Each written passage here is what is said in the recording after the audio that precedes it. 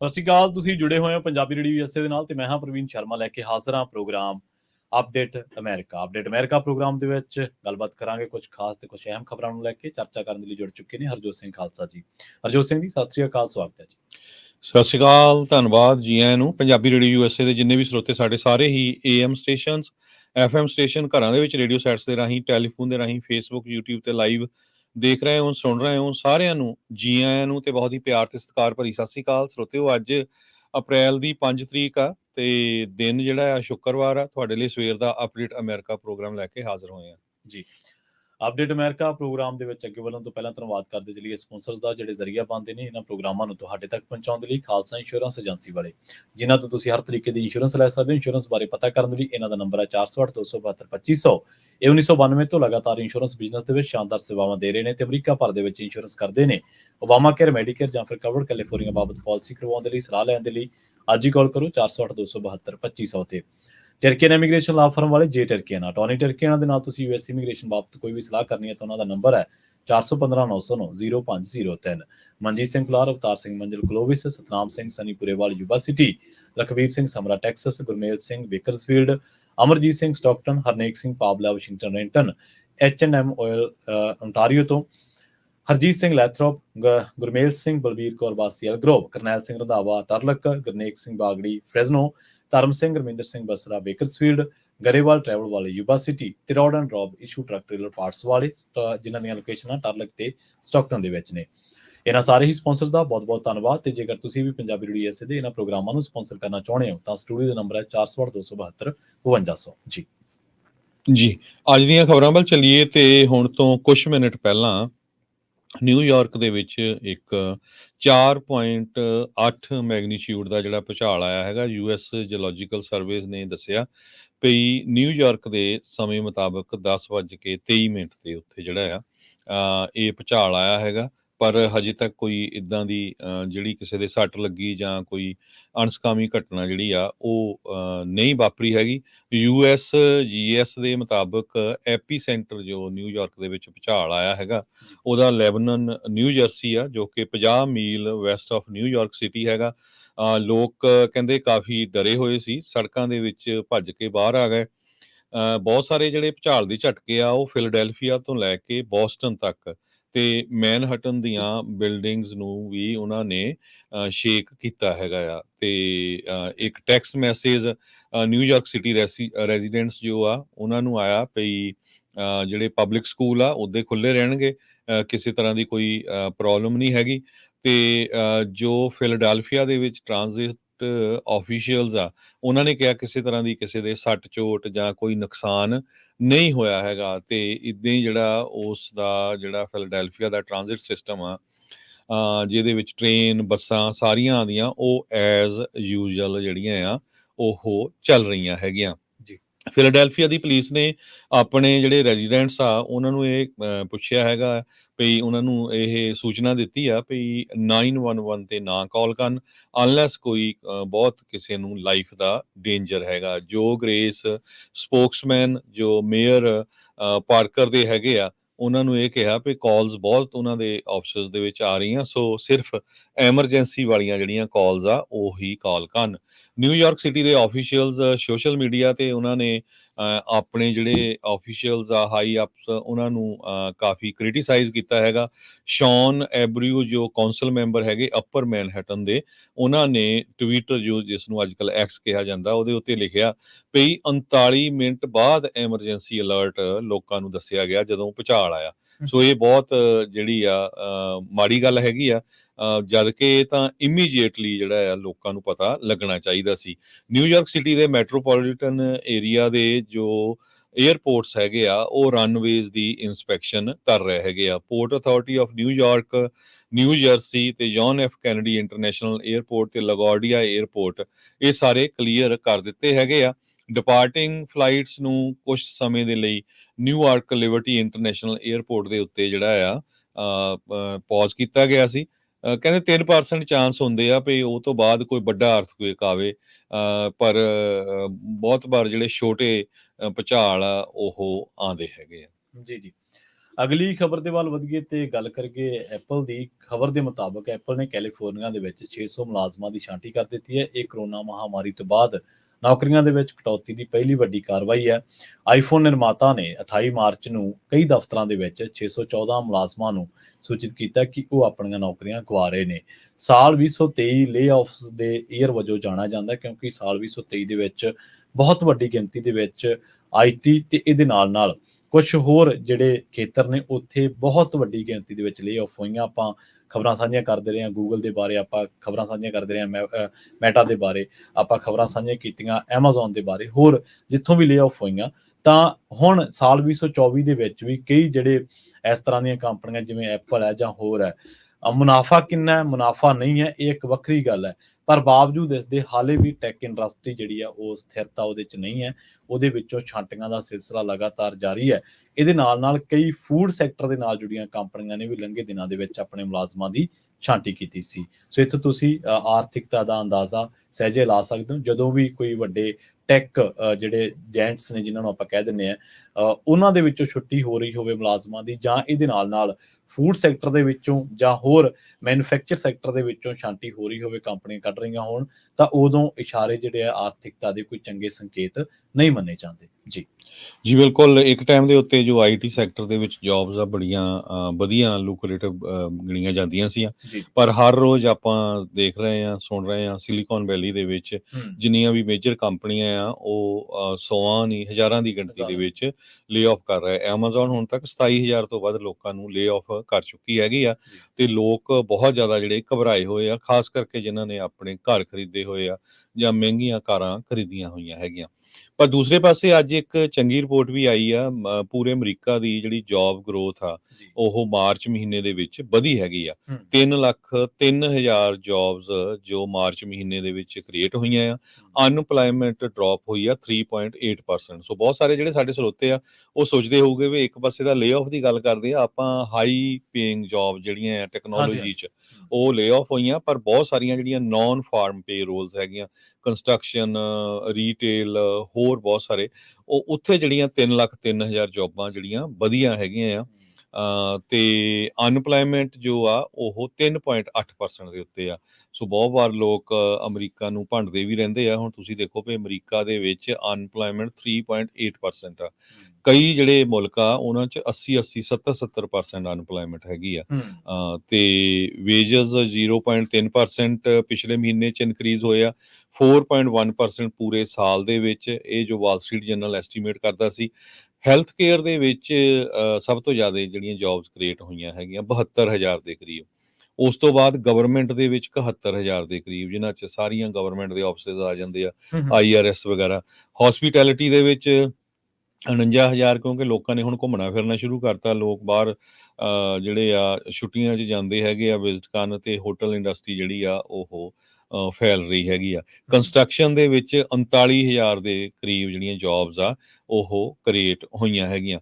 Wall Street general ਜਾਂ ਡਾਓ Jones ਇਹ ਸੋਚ ਰਹੇ ਸੀ ਵੀ 2 ਲੱਖ ਦੇ ਕਰੀਬ ਜੌਬਸ ਜਿਹੜੀਆਂ ਇਨਕਰੀਜ਼ ਹੋਣਗੀਆਂ, ਪਰ 3,03,000 ਦੇ ਕਰੀਬ ਲੇਬਰ ਡਿਪਾਰਟਮੈਂਟ ਦਾ ਜੋ ਬਿਊਰੋ ਆਫ ਲੇਬਰ ਸਟੈਟਿਸਟਿਕਸ ਆ, ਉਹਨਾਂ ਨੇ ਰਿਪੋਰਟ ਕੀਤਾ ਵੀ ਜੌਬਸ ਕ੍ਰੀਏਟ ਹੋਈਆਂ ਹੈਗੀਆਂ। ਤੇ ਅਨਪਲਾਇਮੈਂਟ ਬੜੀ ਘੱਟ ਹੈਗੀ ਆ 3.8%। ਸੋ ਹਜੇ ਵੀ ਲੋਕਾਂ ਨੂੰ ਜਿਹੜੀਆਂ ਜੌਬਸ ਆ ਬਹੁਤ ਜ਼ਿਆਦਾ ਅਵੇਲੇਬਲ ਹੈਗੀਆਂ ਆ, ਜਿਹੜੇ ਲੋਕ ਕੰਮ ਕਰਨਾ ਚਾਹੁੰਦੇ ਹੈਗੇ ਆ ਅਮਰੀਕਾ ਦੇ ਵਿੱਚ। ਸੋ ਇੱਕ ਸਟਰੋਂਗ ਰਿਪੋਰਟ ਆਈ ਹੈਗੀ ਹੈ। ਲੌਰਿਨ ਗੁਡਵਿਨ ਇਕੋਨੋਮਿਸਟ ਤੇ ਚੀਫ ਮਾਰਕੀਟ ਦੇ ਸਟ੍ਰੈਟਜਿਸਟ ਹੈਗੇ ਆ ਨਿਊਯਾਰਕ ਲਾਈਫ ਇਨਵੈਸਟਮੈਂਟ ਦੇ, ਤੇ ਕਹਿੰਦੇ ਪਈ ਇਹ ਜਿਹੜੀ ਰਿਪੋਰਟ ਆਈ ਆ ਇਹਦੇ ਨਾਲ ਓਵਰਆਲ ਜਿਹੜਾ ਇਕੋਨਮੀ ਆ ਉਹਦੇ ਉੱਤੇ ਵੱਡਾ ਅਸਰ ਪਊਗਾ, ਕਿਉਂਕਿ 4% ਤੋਂ ਥੱਲੇ ਅਨਪਲਾਇਮੈਂਟ ਹੈਗੀ ਆ। ਪਰ ਦੂਸਰੇ ਪਾਸੇ ਹੁਣ ਦੇਖਦੇ ਆ ਵੀ Federal Reserve Board interest rate ਘਟਾਏਗਾ ਜਾਂ ਨਹੀਂ। ਜੇ ਇਕੋਨਮੀ ਸਟਰੋਂਗ ਹੈਗੀ ਆ ਪਰ ਇਨਫਲੇਸ਼ਨ ਬਹੁਤ ਜ਼ਿਆਦਾ ਆ, ਇਨਫਲੇਸ਼ਨ 2% ਤੇ ਲਿਆਣਾ ਫੈਡ ਦੇ ਲਈ ਇੱਕ ਬਹੁਤ ਵੱਡੀ ਜਿਹੜੀ ਸਿਰਦਰਦੀ ਬਣੀ ਹੋਈ ਹੈਗੀ ਆ। ਚੇਅਰਮੈਨ ਜਰੋਮੀ ਪਾਵਲ ਜੋ ਫੈਡ ਦੇ ਹੈਗੇ ਆ, ਉਹਨਾਂ ਨੇ ਇਹ ਕਿਹਾ ਆ ਵੀ ਜੂਨ ਮਹੀਨੇ ਦੇ ਵਿੱਚ ਪਹਿਲਾਂ ਇੰਟਰਸਟ ਰੇਟ ਘੱਟ ਹੋ ਸਕਦਾ ਆ। ਪਹਿਲਾਂ ਇਹਨਾਂ ਨੇ ਮਾਰਚ ਵਿੱਚ ਕਿਹਾ ਸੀ, ਹੁਣ ਇਹ ਜੂਨ ਦੇ ਵਿੱਚ ਚੱਲ ਗਿਆ।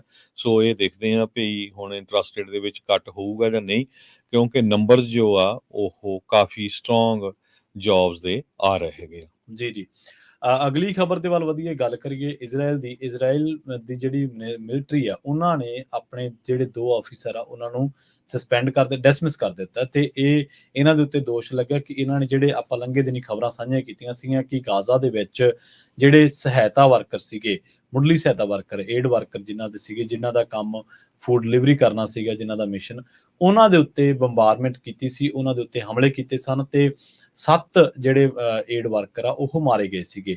ਹੁਣ ਇਹਨਾਂ ਨੇ ਕਿਹਾ ਹੈ ਕਿ ਇਹਨਾਂ ਨੇ ਮਿਸ ਹੈਂਡਲ ਕੀਤਾ ਆਪਰੇਸ਼ਨ ਨੂੰ, ਇਜ਼ਰਾਈਲ ਵਾਲਿਆਂ ਦਾ ਕਹਿਣਾ ਹੈ, ਤੇ ਇਸ ਕਰਕੇ ਜਿਹੜੇ ਆਰਮੀ ਦੇ ਰੂਲ ਨੇ, ਰੂਲ ਆਫ ਇੰਗੇਜਮੈਂਟ ਦੱਸਿਆ ਗਿਆ, ਉਹਨਾਂ ਦੇ ਵਿੱਚ ਉਹਨਾਂ ਦੀ ਜਿਹੜੀ ਇਨਫੋਰਮੇਸ਼ਨ ਹੈ, ਕ੍ਰਿਟੀਕਲ ਇਨਫੋਰਮੇਸ਼ਨ, ਉਸ ਮਾਮਲੇ ਦੇ ਵਿੱਚ ਵੀ ਵਾਇਲੇਟ ਕੀਤਾ ਗਿਆ।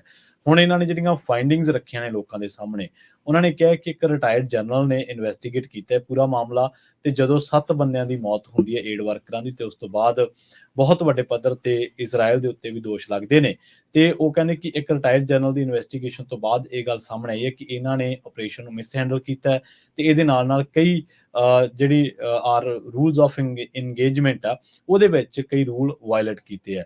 ਸੋ ਹੁਣ ਉਹ ਕਹਿੰਦੇ ਕਿ ਇਹਨਾਂ ਨੂੰ ਕੋਈ ਨਿਰਦੇਸ਼ ਨਹੀਂ ਸੀ ਅਫੀਸ਼ੀਅਲ ਪੱਧਰ ਤੇ ਕਿ ਤੁਸੀਂ ਇਸ ਤਰ੍ਹਾਂ ਕਰਨਾ ਹੈ, ਪਰ ਹੁਣ ਇਹ ਕੀਤਾ ਇਹਨਾਂ ਨੇ, ਤੇ ਇਸ ਕਰਕੇ ਇਹਨਾਂ ਨੂੰ ਡਿਸਮਿਸ ਕੀਤਾ ਜਾਂਦਾ ਹੈ। ਉਧਰ ਦੂਜੇ ਪਾਸੇ ਕਈ ਦੇਸ਼ਾਂ ਨੇ ਇਸ ਇਜ਼ਰਾਈਲ ਦੇ ਮਾੜੇ ਕਾਰੇ ਦੀ ਨਿੰਦਾ ਕੀਤੀ ਹੈ, ਤੇ ਉਹਨਾਂ ਨੇ ਇਹ ਵੀ ਗੱਲ ਕਹੀ ਹੈ ਕਿ ਕੀ ਇਜ਼ਰਾਈਲ ਦੀ ਜਿਹੜੀ ਮਿਲਟਰੀ ਹੈ ਉਹਦੇ ਚ ਡਿਸੀਜਨ ਮੇਕਿੰਗ ਇੰਨੀ ਪੂਅਰ ਹੈ ਕਿ ਉਹਨਾਂ ਨੂੰ ਪਤਾ ਹੀ ਨਹੀਂ ਲੱਗਦਾ ਕਿ ਅਸੀਂ ਨਾ ਉਹ ਫਿਲਿਸਤੀਨੀਆਂ ਨੂੰ ਬਖਸ਼ ਰਹੇ ਆ, ਨਾ ਉਹ ਏਡ ਗਰੁੱਪਾਂ ਨੂੰ ਬਖਸ਼ ਰਹੇ ਆ, ਨਾ ਉਹ ਹਿਊਮਨ ਰਾਈਟਸ ਜਿਹੜੀਆਂ ਆਰਗੇਨਾਈਜੇਸ਼ਨ ਆ ਕੰਮ ਕਰ ਰਹੀਆਂ ਉਹਨਾਂ ਨੂੰ ਬਖਸ਼ ਰਹੇ ਆ। ਕਿਸੇ ਦੀ ਵੀ ਉਹ ਪਰਵਾਹ ਨਹੀਂ ਕਰ ਰਹੇ, ਨਾ ਅੰਤਰਰਾਸ਼ਟਰੀ ਰੂਲਾਂ ਦੀ ਉਹ ਪਰਵਾਹ ਕਰ ਰਹੇ ਆ। ਇੰਨਾ ਕਹਿੰਦੇ ਕਿ ਪੂਅਰ ਡਿਸੀਜਨ ਮੇਕਿੰਗ ਉਹਨਾਂ ਦੇ ਵਿੱਚ, ਇੰਨਾ ਉਹਨਾਂ ਤੇ ਖੁਮਾਰ ਚੜਿਆ ਹੋਇਆ ਕਿ ਅਸੀਂ ਫਿਲਿਸਤੀਨੀਆਂ ਨੂੰ ਮਾਰਨਾ ਜਾਂ ਫਿਲਿਸਤੀਨ ਦੇ ਵਿੱਚ ਕੰਮ ਕਰਨ ਵਾਲੇ ਲੋਕਾਂ ਨੂੰ ਮਾਰਨਾ। ਸੋ ਉਹ ਬਹੁਤ ਚੌਤਰਫੀ ਜਿਹੜੀ ਕੌਮਾਂਤਰੀ ਪੱਧਰ ਤੇ ਨਿੰਦਾ ਤੋਂ ਬਾਅਦ ਇਜ਼ਰਾਈਲ ਨੂੰ ਇਹ ਕਦਮ ਚੱਕਣਾ ਪਿਆ, ਪਰ ਫਿਰ ਵੀ ਹਾਲੇ ਵੀ ਇਜ਼ਰਾਈਲ ਦੇ ਉੱਤੇ ਇਹ ਦਬਾਅ ਕਿ ਉਹਨੇ ਪਿਛਲੇ ਲੰਘੇ 6 ਮਹੀਨਿਆਂ ਦੇ ਵਿੱਚ ਜਿਸ ਤਰੀਕੇ ਦੀ ਦਹਿਸ਼ਤ, ਜਿਸ ਤਰੀਕੇ ਦੀ ਉੱਥੇ ਗੁੰਡਾਗਰਦੀ ਉਹਨਾਂ ਦੇ ਫੌਜੀਆਂ ਨੇ ਦਿਖਾਈ ਹੈ, ਜਿਸ ਤਰੀਕੇ ਦੀ ਜਾਨਲੇਵਾ ਹਮਲੇ ਕੀਤੇ, ਜਿਸ ਤਰੀਕੇ ਦੇ ਹਸਪਤਾਲਾਂ ਦੇ ਵਿੱਚ ਘਾਣ ਕੀਤਾ ਮਨੁੱਖਤਾ ਦਾ, ਤਾਂ ਉਹ ਕਿਸੇ ਤੋਂ ਲੁਕਿਆ ਛਿਪਿਆ ਨਹੀਂ ਹੈ। ਜੀ, ਵਰਲਡ ਸੈਂਟਰਲ ਕਿਚਨ ਦੇ ਜੋ ਹੈਡ ਸ਼ੈਫ ਹੈਗੇ ਆ, CEO ਆ, ਉਹਨਾਂ ਨੇ ਸ਼ਰੇਆਮ ਕਿਹਾ ਸੀ ਵੀ ਸਾਡੇ ਜਿਹੜੇ EMPLOYEES ਆ, ਜਦੋਂ ਉਹ ਫੂਡ ਡਿਲੀਵਰ ਕਰ ਰਹੇ ਸੀ, ਉਹਨਾਂ ਨੂੰ ਚੁਣ ਕੇ ਉਹਨਾਂ ਦੀਆਂ ਕਾਰਾਂ ਦੇ ਵਿੱਚ ਜਿਹੜੇ ਬੰਬ ਆ ਉਹ ਮਾਰੇ ਗਏ। ਇੱਕ ਕਾਰ 'ਚ ਨਹੀਂ, ਇੱਕ ਤੋਂ ਵੱਧ ਕਾਰਾਂ ਦੇ ਵਿੱਚ ਮਾਰੇ ਗਏ ਹੈਗੇ। ਉਹਦੇ ਨਾਲ ਪੂਰੀ ਦੁਨੀਆ ਦੇ ਵਿੱਚ ਕਾਫੀ ਹਾਹਾਕਾਰ ਮਚੀ ਸੀ। ਵਾਈਟ ਹਾਊਸ ਦੇ ਵਿੱਚ ਪ੍ਰੈਜ਼ੀਡੈਂਟ ਜੋ ਬਾਈਡਨ ਹੁਣੀ ਵੀ ਕਾਫੀ ਔਖੇ ਨਜ਼ਰ ਆਏ, ਤੇ ਉਹਨਾਂ ਨੇ ਨੇਤਨਯਾਹੂ ਨਾਲ ਗੱਲਬਾਤ ਵੀ ਕੀਤੀ ਹੈਗੀ ਆ। ਹੁਣ 2 ਜਿਹੜੇ ਸੀਨੀਅਰ ਆਫੀਸ਼ੀਅਲਸ ਹੈਗੇ ਆ ਇਜ਼ਰਾਈਲੀ ਡਿਫੈਂਸ ਫੋਰਸਸ ਦੇ, ਉਹਨਾਂ ਨੇ ਛੁੱਟੀ ਦਿੱਤੀ ਹੈਗੀ ਆ, ਉਹਨਾਂ ਨੂੰ ਫਾਇਰ ਕੀਤਾ ਹੈਗਾ ਵੀ ਤੁਹਾਡੀ ਜਿਹੜੀ ਕਮਾਂਡ ਦੇ ਅੰਡਰ ਇਹ ਹੋਇਆ ਹੈ। 7 ਜਿਹੜੇ ਹੈਲਪ ਕਰ ਰਹੇ ਸੀ ਏਡ ਵਰਕਰਸ ਵਰਲਡ ਕਿਚਨ ਦੇ, ਜਿਨ੍ਹਾਂ ਦੇ ਵਿੱਚੋਂ 3 ਇੰਗਲੈਂਡ ਦੇ ਸਿਟੀਜ਼ਨ ਆ, ਇੱਕ ਪੈਲਸਤੀਨੀਅਨ ਆ, ਇੱਕ US ਤੇ ਕੈਨੇਡਾ ਦਾ ਡਿਊਲ ਸਿਟੀਜ਼ਨ ਆ, ਇੱਕ ਆਸਟ੍ਰੇਲੀਆ ਦਾ, ਤੇ ਪੋਲਿਸ਼ ਇੱਕ ਜਿਹੜਾ ਹੈਗਾ ਉੱਥੇ ਦਾ ਜਿਹੜਾ ਸਿਟੀਜ਼ਨ ਸੀਗਾ। 3 ਵਹੀਕਲ ਸੀਗੀਆਂ ਵਰਲਡ ਕਿਚਨ ਦੀਆਂ, ਜੋ ਇੱਕ ਵੇਅਰ ਹਾਊਸ ਤੋਂ ਲੈ ਕੇ ਫੂਡ ਨੂੰ ਜਾ ਰਹੀਆਂ ਸੀਆਂ, ਤੇ ਹੁਣ ਇਜ਼ਰਾਈਲ ਵਾਲੇ ਕਹਿੰਦੇ ਵੀ ਅਸੀਂ ਸੋਚਿਆ ਵੀ ਇੱਕ ਦਾ ਜਿਹੜਾ ਮੁੰਡਾ ਸੀ ਵੀ ਉਹਦੇ ਉੱਤੇ ਜਿਹੜੀ ਗਨ ਹੈਗੀ ਆ ਮਿਸ ਆਇਡੈਂਟੀਫਾਈ ਕੀਤਾ ਉਹਨੇ, ਕਹਿੰਦੇ ਤਾਂ ਕਰਕੇ ਸਾਤੋਂ ਜਿਹੜੀ ਆ ਉੱਥੇ ਦੀ ਜਿਹੜੀ ਬੰਬਾਰਡਮੈਂਟ ਹੋ ਗਈ ਹੈਗੀ ਆ। ਸੋ ਉਹਨਾਂ ਦੇ ਵਿੱਚ ਬਚਿਆ ਕੋਈ ਨਹੀਂ, ਜਿੰਨੇ ਸੀ ਉਹ ਵਿਚਾਰੇ 7 ਜਾਣੇ ਜਿਹੜੇ ਆ ਉਹ ਸੇਵਾ ਕਰਦੇ ਸੀ, ਉਹ ਮਾਰੇ ਗਏ ਹੈਗੇ ਆ। ਤੇ ਜੋ ਟੋਨੀ ਬਲਿੰਕਨ ਹੁਣੀ ਆ, defence US secretary of state, ਉਹਨਾਂ ਨੇ ਕਿਹਾ ਸੀ ਵੀ ਸਾਨੂੰ ਥਰਡ ਪਾਰਟੀ ਇਨਕੁਆਇਰੀ ਕਰਨੀ ਪਊਗੀ, ਤੇ ਬਹੁਤ ਕੇਅਰਫੁਲੀ, ਵੀ ਇਜ਼ਰਾਈਲ ਵਾਲੇ ਵੀ ਜਿਹੜੀ ਆ ਝੂਠ ਕਈ ਵਾਰੀ ਮਾਰਦੇ ਹੈਗੇ ਆ, ਤੇ ਅਸੀਂ ਟਰਸਟ ਨਹੀਂ ਕਰ ਸਕਦੇ, ਥਰਡ ਪਾਰਟੀ ਤੋਂ ਇਨਵੈਸਟੀਗੇਸ਼ਨ ਹੋਊਗੀ।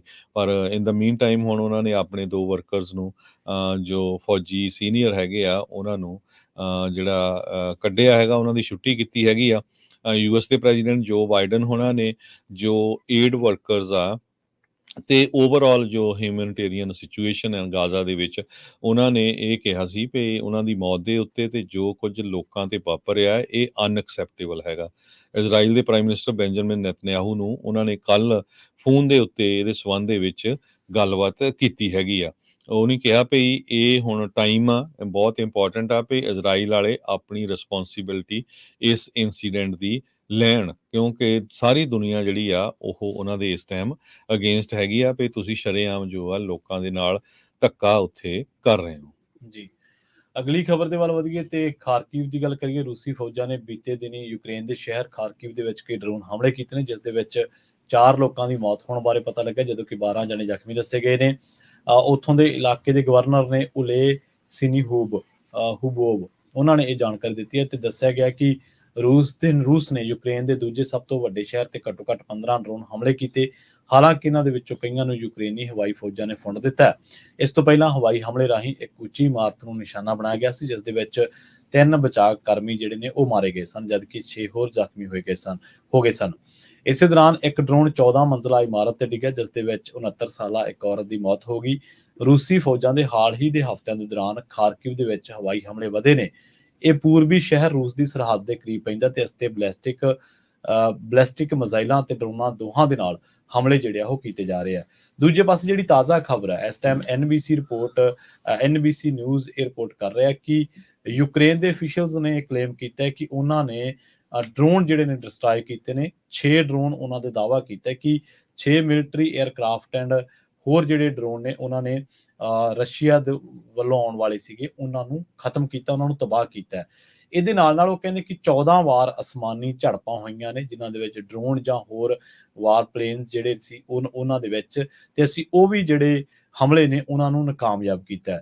ਕੀਵ ਦੇ ਜਿਹੜਾ ਦੱਸਿਆ ਗਿਆ ਕਿ ਕੀਵ ਦੇ ਵਿੱਚ ਬਿਗੇਸਟ 에ਅਰ ਅਟੈਕ ਤੋਂ ਬਾਅਦ ਜਿਹੜੇ ਬਹੁਤ ਸਾਰੇ ਇਲਾਕੇ ਆ ਇਸ ਟਾਈਮ ਵਾਰ ਤੋਂ ਪ੍ਰਭਾਵਿਤ ਨੇ, ਜੰਗ ਤੋਂ ਪ੍ਰਭਾਵਿਤ ਨੇ, ਤੇ ਬਲਕਿ ਹੁਣ ਯੂਕਰੇਨੀਅਨ ਜਿਹੜੀਆਂ ਫੋਰਸਸ ਨੇ ਜਾਂ ਅਫੀਸ਼ੀਅਲਸ ਨੇ, ਉਹਨਾਂ ਨੇ ਵੀ ਕਿਹਾ ਕਿ ਅਸੀਂ ਜਵਾਬੀ ਕਾਰਵਾਈ ਦੇ ਵਿੱਚ ਵੀ ਰੀਸੈਂਟ ਵੀਕਸ ਦੇ ਵਿੱਚ ਅਸੀਂ ਕਹਿੰਦੇ ਕਿ ਬਹੁਤ ਤਾਬੜਤੋੜ ਉਹਨਾਂ ਨੂੰ ਜਵਾਬ ਦਿੱਤੇ ਆ।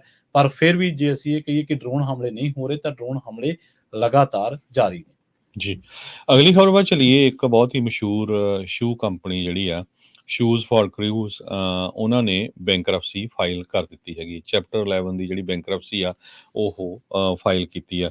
ਸੋ ਇਹ ਜਿਹੜੀ ਕੰਪਨੀ ਆ ਸ਼ੂਜ਼ ਫॉर ਕ੍ਰੂਜ਼, ਇਹ ਨਾਈਕੀ ਨੂੰ ਵੀ ਤੇ ਸਨੀਕਰ ਸਪੇਸ, ਹੋਰ ਬਹੁਤ ਸਾਰੀਆਂ ਜਿਹੜੇ ਬ੍ਰਿਟਿਸ਼ ਨਾਈਟਸ ਤੇ ਐਲਏ ਗੀਅਰਸ, ਇਹਨਾਂ ਕੰਪਨੀਆਂ ਦੇ ਜਿਹੜੇ ਸ਼ੂਜ਼ ਆ ਉਹਨਾਂ ਨੂੰ ਕਾਫੀ ਜਿਹੜੀ ਟੱਕਰ ਆ ਉਹ ਦਿੰਦੀ ਸੀਗੀ। ਅੰਡਰ ਆਰਮਰ ਜੋ ਚੈਲੰਜਰ ਹੈਗਾ ਨਾਈਕੀ ਨੂੰ ਕਈ ਏਰੀਏ ਦੇ ਵਿੱਚ ਉਹ ਵੀ ਜਿਹੜਾ ਆ ਇਹਨਾਂ ਦਾ ਪਾਰਟਨਰ ਸੀਗਾ। ਤੇ ਮਾਰਕੀਟ ਦੇ ਵਿੱਚ ਜੋ ਸਿਚੁਏਸ਼ਨ ਚੱਲ ਰਹੀ ਆ, ਉਹ ਕਹਿੰਦੇ ਵੀ ਕਾਫੀ ਬਿਜ਼ਨਸ ਸਲੋ ਚੱਲ ਰਿਹਾ। ਸੋ ਸਾਡੀਆਂ ਜਿਹੜੀਆਂ ਲਾਇਬਿਲਟੀਜ਼ ਹੈਗੀਆਂ ਆ ਉਹ 100 ਮਿਲੀਅਨ ਦੇ ਕਰੀਬ ਸਾਡੇ ਐਸੈਟਸ ਆ, ਤੇ 500 ਮਿਲੀਅਨ ਤੋਂ ਲੈ ਕੇ 1 ਬਿਲੀਅਨ ਤੱਕ ਜਿਹੜੀਆਂ ਆ ਲਾਇਬਿਲਟੀਜ਼ ਆ। ਸ਼ੂਜ਼ ਫॉर ਕ੍ਰੂਜ਼ ਉਹਨਾਂ ਨੇ ਚੈਪਟਰ 11 ਬੈਂਕਰਪਸੀ ਅੱਜ ਯੂਨਾਈਟਿਡ ਸਟੇਟਸ ਦੀ ਜਿਹੜੀ ਬੈਂਕਰਪਸੀ ਕੋਰਟ ਆ ਡਿਸਟ੍ਰਿਕਟ ਆਫ ਡੈਲਵੇਅਰ ਉੱਥੇ ਫਾਈਲ ਕਰ ਦਿੱਤੀ ਹੈਗੀ ਆ। ਉਹਨਾਂ ਦੇ ਜੋ chief financial officer Christopher sim ਹੈਗੇ ਆ, ਉਹਨਾਂ ਨੇ ਇਹ ਕਿਹਾ ਵੀ ਕਨਫਲੂਐਂਸ ਆਫ ਫੈਕਟਰਸ ਸਾਡੇ ਕਾਫੀ ਜਿਹੜੇ ਹੋਏ ਆ ਜਿਨ੍ਹਾਂ ਕਰਕੇ ਸਾਨੂੰ ਇਹ ਬੈਂਕਰਪਸੀ ਫਾਈਲ ਕਰਨੀ ਪਈ ਆ। ਉਹਨਾਂ ਫੈਕਟਰਸ ਦੇ ਵਿੱਚੋਂ ਇੱਕ ਇਨਫਲੇਸ਼ਨ ਵੀ ਹੈਗਾ, ਤੇ ਡਾਊਨਟਾਊਨ ਰੀਟੇਲ ਦੇ ਵਿੱਚ ਆਲਰੇਡੀ ਸਲੋ ਚੱਲ ਰਿਹਾ ਹੈਗਾ, ਤੇ ਬ੍ਰਿਕ ਤੇ ਮਾਰਟਰ ਸ਼ਾਪਿੰਗ ਸੈਂਟਰਸ ਨਾਲੋਂ ਲੋਕ ਹੁਣ ਆਨਲਾਈਨ ਬਾਈ ਕਰਦੇ ਆ। ਤੇ ਜਿਹੜੀਆਂ ਆਮ ਜਿਹੜੇ ਰੀਟੇਲ ਸਟੋਰ ਹੁੰਦੇ ਸੀ ਉਹਨਾਂ ਨਾਲੋਂ ਹੁਣ ਆਨਲਾਈਨ ਲੋਕ ਜ਼ਿਆਦਾ ਬਾਈ ਕਰਦੇ ਹੈਗੇ ਆ। ਪੈਂਡੇਮਿਕ ਦੇ ਦੌਰਾਨ ਬਹੁਤ ਸਾਰੇ ਜਿਹੜੇ ਸਟੋਰ ਆ ਇਹਨਾਂ ਨੂੰ ਹਰਟ ਹੋਇਆ ਹੈਗਾ, ਸੋ ਉਹਦੇ ਕਰਕੇ ਜਿਹੜਾ ਉਹਨਾਂ ਦਾ ਬਿਜ਼ਨਸ ਸਲੋ ਹੋਇਆ, ਤੇ ਹੁਣ ਉਹ ਬੈਂਕਰਪਸੀ ਫਾਈਲ ਕਰਨ ਜਾ ਰਹੇ ਹੈਗੇ। ਜੀ ਹਰਜੋਤ ਸਿੰਘ ਜੀ, ਇੱਥੇ ਆਪਾਂ ਇੱਕ ਬ੍ਰੇਕ ਦੇ ਲਈ ਰੁਕਦੇ ਹਾਂ। ਬ੍ਰੇਕ ਤੋਂ ਪਾਰ ਖਬਰਾਂ ਤੇ ਚਰਚਾ ਲਗਾਤਾਰ ਜਾਰੀ ਰੱਖਾਂਗੇ। ਬ੍ਰੇਕ ਤੋਂ ਪਾਰ ਜਿਹੜੀਆਂ ਖਬਰਾਂ ਨੂੰ ਲੈ ਕੇ ਆਪਾਂ ਚਰਚਾ ਕਰਾਂਗੇ, ਉਹਨਾਂ ਦੇ ਵਿੱਚ ਇਸ ਟਾਈਮ ਮੇਨ ਤੇ ਹੋਰ ਨਿਊ ਹੈਂਪਸ਼ਾਇਰ ਤੇ ਵਰਮੌਂਟ ਦੇ ਇਲਾਕਿਆਂ ਦੇ ਵਿੱਚ 4 ਲੱਖ ਲੋਕ ਨੇ ਜਿਹੜੇ ਵਿਦਆਊਟ ਪਾਵਰ, ਜਿਨ੍ਹਾਂ ਨੂੰ ਰਹਿਣਾ ਪੈ ਰਿਹਾ। ਇਹਦੇ ਨਾਲ ਵਰਲਡ ਦੇ ਵਿੱਚ ਵਾਪਰੀਆਂ ਹੋਰ ਵੱਡੀਆਂ ਘਟਨਾਵਾਂ ਤੇ ਵੀ ਝਾਤਖੋਰੀ ਕਰਾਂਗੇ। ਜੁੜੇ ਰਹੋ ਪੰਜਾਬੀ ਰੇਡੀਓ ਦੇ ਨਾਲ। ਜਲਦ ਵਾਪਸੀ ਇੱਕ ਸ਼ਾਰਟ ਬ੍ਰੇਕ ਤੋਂ ਬਾਅਦ।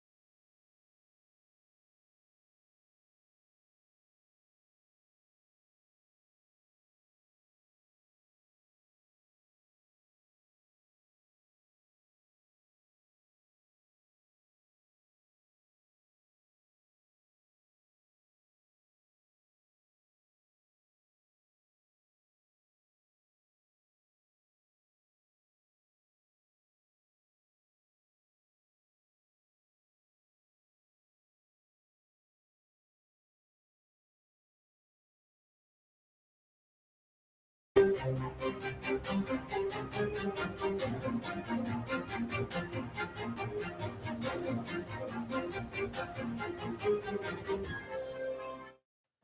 ਤੋਂ ਬਾਅਦ ਇੱਕ ਵਾਰ ਮੁੜ ਤੋਂ ਤੁਹਾਡਾ ਸਾਰਿਆਂ ਦਾ ਸਵਾਗਤ ਹੈ ਪ੍ਰੋਗਰਾਮ ਅਪਡੇਟ ਅਮਰੀਕਾ ਦੇ ਵਿੱਚ। ਤੁਸੀਂ ਜੁੜੇ ਹੋਏ ਹੋ ਪੰਜਾਬੀ ਰੇਡੀਓ ਐਸਏ ਦੇ ਨਾਲ ਤੇ ਆਪਣੇ ਨਾਲ ਇੱਕ ਵਾਰ ਮੁੜ ਤੋਂ ਜੁੜ ਚੁੱਕੇ ਨੇ ਹਰਜੋਤ ਸਿੰਘ ਖਾਲਸਾ ਜੀ। ਹਰਜੋਤ ਸਿੰਘ ਜੀ, ਬ੍ਰੇਕ ਤੋਂ ਬਾਅਦ ਸਵਾਗਤ ਹੈ ਜੀ। ਸਤਿ ਸ਼੍ਰੀ ਅਕਾਲ। ਸਤਿ ਸ਼੍ਰੀ ਅਕਾਲ, ਧੰਨਵਾਦ ਜੀ ਆਇਆਂ ਨੂੰ। ਜੀ ਅਗਲੀਆਂ ਖਬਰਾਂ ਵੱਲ ਚੱਲੀਏ। ਆਪਾਂ ਕੱਲ ਵੀ ਖਬਰ ਸਾਂਝੀ ਕੀਤੀ ਸੀ, ਕੈਨੇਡਾ ਦੇ ਵਿੱਚ ਵੀ ਜਿਹੜੇ ਸਿੱਖ ਆ ਉਹ ਅਪ੍ਰੈਲ ਦੇ ਮਹੀਨੇ ਨੂੰ ਹੈਰੀਟੇਜ ਮੰਥ ਵੱਲੋਂ ਮਨਾ ਰਹੇ ਹੈਗੇ ਆ। 8 ਲੱਖ ਦੇ ਕਰੀਬ ਸਿੱਖ ਕੈਨੇਡਾ ਦੇ ਵਿੱਚ ਰਹਿੰਦੇ ਆ ਤੇ ਲਗਭਗ ਸਾਰੀਆਂ ਹੀ ਸਟੇਟਸ ਜੋ ਕੈਨੇਡਾ ਦੀਆਂ ਹੈਗੀਆਂ ਆ ਉਹ ਅਪ੍ਰੈਲ ਮਹੀਨੇ ਨੂੰ ਜੋ ਸਿੱਖ ਜਿਸ ਤਰ੍ਹਾਂ ਆਪਾਂ ਕਹਿ ਰਹੇ ਹੈਗੇ ਆ ਹੈਰੀਟੇਜ ਮੰਥ ਕਰਕੇ ਮਨਾ ਰਹੇ ਆ। ਵਿਸਾਖੀ ਸਾਡੀ ਅਪ੍ਰੈਲ 'ਚ ਆਉਂਦੀ ਹੈਗੀ ਆ। ਬਰੈਂਪਟਨ ਦੇ ਮੇਅਰ ਨੇ ਇਹ ਕਿਹਾ ਵੀ ਮੈਂ ਬਹੁਤ ਪ੍ਰਾਊਡ ਹਾਂ ਵੀ ਸਿੱਖ ਹੈਰੀਟੇਜ ਵਾਲੇ ਲੋਕ ਉਹਨਾਂ ਨੇ ਬਹੁਤ ਜ਼ਿਆਦਾ ਜਿਹੜੀ ਕੰਟਰੀਬਿਊਸ਼ਨ ਕੀਤੀ ਹੈਗੀ ਆ ਓਨਟਾਰੀਓ ਤੇ ਕੈਨੇਡਾ ਦੇ ਵਿੱਚ। ਪ੍ਰੋਗਰੈਸਿਵ ਇੰਟਰਕਲਚਰਲ ਕਮਿਊਨਿਟੀ ਸਰਵਿਸ ਦੇ ਪ੍ਰੈਜ਼ੀਡੈਂਟ ਨੇ ਵੀ ਕਿਹਾ ਵੀ ਅਪ੍ਰੈਲ ਮਹੀਨਾ ਇਹੀ ਕੁਝ ਜਿਹੜਾ ਦੱਸਦਾ ਹੈਗਾ ਭਈ ਜੋ ਸਿੱਖ ਕਮਿਊਨਿਟੀ ਨੇ ਕੰਟਰੀਬਿਊਸ਼ਨਸ ਕੈਨੇਡਾ ਦੇ ਵਿੱਚ ਕੀਤੀਆਂ ਹੈਗੀਆਂ ਤੇ ਨਾਲ ਦੀ ਨਾਲ ਸਿੱਖ ਧਰਮ ਬਾਰੇ ਕਿਸ ਤਰ੍ਹਾਂ ਜਿੱਥੇ ਕਿਤੇ ਵੀ ਨੈਚੁਰਲ ਡਿਜ਼ਾਸਟਰ ਆਉਂਦੇ ਆ ਭਈ ਸਿੱਖ ਸਭ ਤੋਂ ਪਹਿਲਾਂ ਅੱਗੇ ਜੋ ਆ ਉਹ ਪਹੁੰਚਦੇ ਹੈਗੇ ਆ, ਸੇਵਾ ਕਰਦੇ ਹੈਗੇ। ਬ੍ਰਿਟਿਸ਼ ਕੋਲੰਬੀਆ 1987 ਤੋਂ ਲੈ ਕੇ ਹੁਣ ਤੱਕ ਜੋ ਆ ਅਪ੍ਰੈਲ ਹੈਰੀਟੇਜ ਮੰਥ ਕਰਕੇ ਉਸ ਨੂੰ ਮਨਾਉਂਦੇ ਹੈਗੇ ਆ। ਅਮਰੀਕਾ ਦੇ ਵਿੱਚ ਵੀ 11 ਦੇ ਕਰੀਬ ਹੁਣ ਸਟੇਟਸ ਹੋ ਗਈਆਂ ਜਿੱਥੇ ਅਪ੍ਰੈਲ ਮਹੀਨੇ ਨੂੰ ਸਿੱਖ ਹੈਰੀਟੇਜ ਮੰਥ ਕਰਕੇ ਮਨਾਇਆ ਜਾਂਦਾ। ਬਹੁਤ ਸਾਰੇ ਜਿਹੜੇ ਸਿੱਖ ਵਲੰਟੀਅਰਸ ਆ, ਸਿੱਖ ਆਰਗੇਨਾਈਜੇਸ਼ਨਸ ਆ, ਉਹ ਕੋਸ਼ਿਸ਼ਾਂ ਕਰ ਰਹੀਆਂ ਵੀ ਪੂਰੀਆਂ ਦੀਆਂ ਪੂਰੀਆਂ ਸਟੇਟਾਂ ਦੇ ਵਿੱਚ ਅਪ੍ਰੈਲ ਮਹੀਨੇ ਨੂੰ ਇਸ ਕਰਕੇ ਮਨਾਇਆ ਜਾਵੇ ਤਾਂ ਕਿ ਜਿਹੜੀ ਸਿੱਖਾਂ ਦੀ ਆਇਡੈਂਟੀਟੀ ਆ ਉਹ ਪੂਰੀ ਦੁਨੀਆ ਨੂੰ ਪਤਾ ਲੱਗ ਸਕੇ। ਜੀ ਅਗਲੀ ਖਬਰ ਦੇ ਵੱਲ ਵਧੀਆ ਗੱਲ ਕਰੀਏ। ਇੱਕ ਪੰਜਾਬੀ ਨੌਜਵਾਨ ਦੀ ਜਿਹਦੇ ਤੇ ਅਮਰੀਕਾ ਦੇ ਵਿੱਚ ਠੱਗੀ ਮਾਰਨ ਦੇ ਦੋਸ਼ ਲੱਗੇ ਨੇ। ਹਰਪ੍ਰੀਤ ਸਿੰਘ ਇਹਦਾ ਨਾਂ ਦੱਸਿਆ ਗਿਆ। 29 ਸਾਲ ਇਹਦੀ ਉਮਰ ਦੱਸੀ ਗਈ ਹੈ। ਗੈਰ ਕਾਨੂੰਨੀ ਤਰੀਕੇ ਦੇ ਨਾਲ ਇਹ ਦਾਖਲ ਹੋਇਆ ਲਿਖਿਆ ਗਿਆ ਇੱਕ ਵੈਬਸਾਈਟ ਦੇ ਵੱਲੋਂ। ਨਿਊਯਾਰਕ ਦੀ ਇਹ ਖਬਰ ਹੈ। ਨਿਊਯਾਰਕ ਦੇ ਗੇਟਸ ਕਸਬੇ ਦੇ ਵਿੱਚ ਪੁਲਿਸ ਨੇ ਇੱਕ ਸਟਿੰਗ ਆਪਰੇਸ਼ਨ ਕੀਤਾ ਤੇ ਇਸੇ ਦੌਰਾਨ 29 ਸਾਲਾ ਹਰਪ੍ਰੀਤ ਸਿੰਘ ਜਾਲ ਦੇ ਵਿੱਚ ਫਸ ਗਿਆ।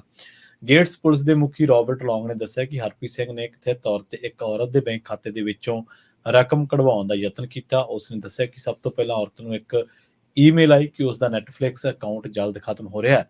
ਈਮੇਲ ਦੇ ਵਿੱਚ ਦਰਸਾਏ ਗਏ ਨੰਬਰ ਤੇ ਔਰਤ ਨੇ ਕਾਲ ਕੀਤੀ ਤਾਂ ਉਸ ਨੂੰ ਦੱਸਿਆ ਗਿਆ ਕਿ ਉਸ ਦੇ ਬੈਂਕ ਖਾਤੇ ਦੇ ਨਾਲ ਛੇੜਛਾੜ ਹੋਈ ਹੈ।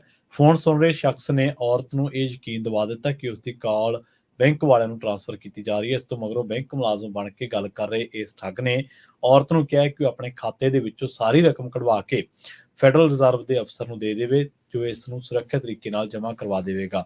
ਇਹ ਗੱਲ ਸੁਣ ਕੇ ਔਰਤ ਦਾ ਮੱਥਾ ਠਣਕਿਆ ਤਾਂ ਉਸਨੇ ਪੁਲਿਸ ਨੂੰ ਫੋਨ ਕਰ ਦਿੱਤਾ। ਪੁਲਿਸ ਨੇ ਸ਼ੱਕੀ ਨੂੰ ਰੰਗੇ ਹੱਥੀ ਫੜਨ ਦੇ ਲਈ ਜਾਲ ਵਿਛਾਇਆ ਤੇ ਔਰਤ ਤੋਂ ਫੋਨ ਕਰਵਾ ਦਿੱਤਾ ਕਿ ਰਕਮ ਲੈ ਜਾਵੇ।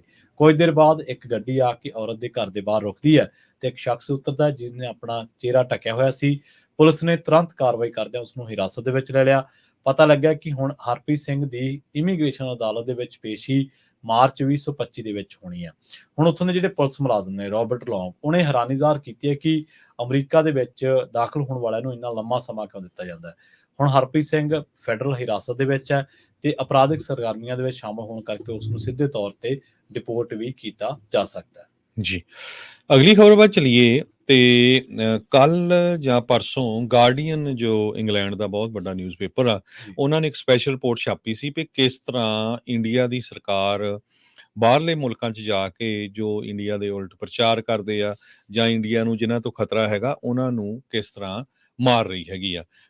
ਅੱਜ ਉਹਨਾਂ ਨੇ ਇੱਕ ਫਿਰ ਇਹ ਸਪੈਸ਼ਲ ਰਿਪੋਰਟ ਛਾਪੀ ਆ ਜਿਹਦੇ ਵਿੱਚ ਇਹ ਕਿਹਾ ਹੈ ਵੀ ਇੰਡੀਆ ਦੇ ਡਿਫੈਂਸ ਮਿਨਿਸਟਰ ਨੇ ਕਮੈਂਟ ਕੀਤਾ ਹੈ ਇਸ ਰਿਪੋਰਟ ਤੇ ਉਹਨਾਂ ਨੇ ਮੰਨ ਲਿਆ ਹੈ ਵੀ ਹਾਂ ਅਸੀਂ ਐਕਸਟਰਾ ਜੁਡੀਸ਼ੀਅਲ ਕਿਲਿੰਗ ਦੇ ਵਿੱਚ ਖਾਸ ਕਰਕੇ ਜੋ ਪਾਕਿਸਤਾਨ 'ਚ ਹੋਈਆਂ ਉਹਦੇ ਵਿੱਚ ਇਨਵੋਲਵ ਹੈਗੇ ਆ। ਉਹ ਕਹਿੰਦੇ ਵੀ ਜਿਹੜੇ ਲੋਕ ਟੈਰਰਿਸਟ ਐਕਟੀਵਿਟੀ ਕਰਦੇ ਹੈਗੇ ਆ ਇੰਡੀਆ ਦੇ ਅਗੇਂਸਟ ਤੇ ਅਸੀਂ ਉਹਨਾਂ ਨੂੰ ਮਾਰਾਂਗੇ। ਪਿਛਲੇ ਦਿਨਾਂ 'ਚ ਜੋ ਰਿਪੋਰਟ ਛਾਪੀ ਗਈ ਸੀ ਉਹਦੇ ਵਿੱਚ 20 ਤੋਂ ਵੱਧ ਲੋਕਾਂ ਨੂੰ ਜੋ ਮਾਰਿਆ ਗਿਆ ਸੀ ਪਾਕਿਸਤਾਨ ਦੇ ਵਿੱਚ, ਜਿਨ੍ਹਾਂ ਦੇ ਵਿੱਚ ਮੁਸਲਮਾਨ ਵੀ ਸੀਗੇ, ਸਿੱਖ ਵੀ ਸੀਗੇ, ਉਸ ਨੂੰ ਮੰਨਣ ਦੇ ਲਈ ਜੇ ਦੇਖਿਆ ਜਾਵੇ ਤਾਂ ਰਾਜਨਾਥ ਸਿੰਘ ਹੁਣੀ ਜੋ ਉੱਥੇ ਦੇ ਡਿਫੈਂਸ ਮਿਨਿਸਟਰ ਆ, ਉਹ ਮੰਨ ਗਏ ਆ ਵੀ ਅਸੀਂ ਇਸ ਚੀਜ਼ ਦੇ ਵਿੱਚ ਇਨਵੋਲਵ ਹੈਗੇ ਆ। ਕੈਨੇਡਾ ਤੇ ਯੂਐਸਏ ਨਾਲ ਵੀ ਹੁਣ ਆਲਮੋਸਟ ਐਗਰੀ ਆ ਵੀ ਹਾਂ ਜੀ, ਸਾਡੇ ਬੰਦੇ ਇਨਵੋਲਵ ਸੀ, ਪਰ ਅਸੀਂ ਕਿਸੇ ਤਰ੍ਹਾਂ ਦੀ ਜਿਹੜੀ ਆ ਉੱਪਰੋਂ ਆਰਡਰ ਨਹੀਂ ਕੀਤਾ ਸੀ। ਕੈਨੇਡਾ ਵਾਲਿਆਂ ਨਾਲ ਹਜੇ ਇਹ ਮੰਨ ਨਹੀਂ ਰਹੇ ਹੈਗੇ। ਪਾਕਿਸਤਾਨ ਦੇ ਲੋਕ ਆਲਰੇਡੀ ਜਿਹੜੇ ਇੰਟੈਲੀਜੈਂਸ ਆਫੀਸ਼ੀਅਲਸ ਆ, ਉਹ ਕਨਵਿੰਸਡ ਆ ਭਈ ਇੰਡੀਆ ਵਾਲਿਆਂ ਨੇ 20 ਤੋਂ ਵੱਧ ਜਿਹੜੇ ਲੋਕ ਆ ਉਹ ਪਾਕਿਸਤਾਨ ਦੇ ਵਿੱਚ ਲੋਕਲ ਲੋਕਾਂ ਨੂੰ ਪੈਸੇ ਦੇ ਕੇ ਜਾਂ ਕਿਸੇ ਵੀ ਤਰ੍ਹਾਂ ਜੋ ਮਾਰੇ ਹੈਗੇ ਆ। ਇਹ ਸਾਰਾ ਕੁਝ ਉਦੋਂ ਸ਼ੁਰੂ ਹੋਇਆ ਜਦੋਂ ਕਹਿੰਦੇ ਵੀ 2019 ਦੇ ਵਿੱਚ ਪੁਲਵਾਮਾ ਦੇ ਵਿੱਚ ਇੱਕ ਮਿਲੀਟੈਂਟਸ ਵੱਲੋਂ ਇੱਕ ਪਾਕਿਸਤਾਨ ਬੇਸਡ ਜੋ ਟੈਰਰ ਗਰੁੱਪ ਆ ਜੈਸ਼-ਏ-ਮੁਹੰਮਦ, ਉਹਨਾਂ ਨੇ ਅਟੈਕ ਕੀਤਾ ਸੀ। 40 ਦੇ ਕਰੀਬ ਭਾਰਤ ਦੇ ਜੋ ਪੈਰਾਮਿਲਟਰੀ ਪਰਸਨਲ ਸੀ ਕਸ਼ਮੀਰ ਦੇ ਵਿੱਚ ਮਾਰੇ ਗਏ ਸੀਗੇ।